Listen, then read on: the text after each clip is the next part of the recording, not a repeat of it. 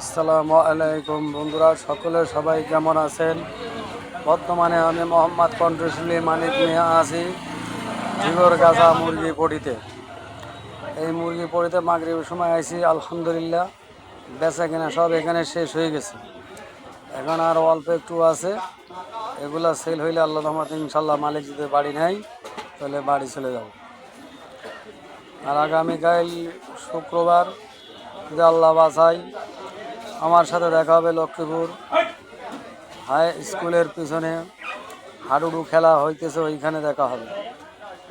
আর বিকেলবেলায় আবার দেখা হবে লাউজনি স্কুল স্পোর্টিং ক্লাব, ওখানে হাডুডু খেলা হবে, 16 জনের টুর্নামেন্ট।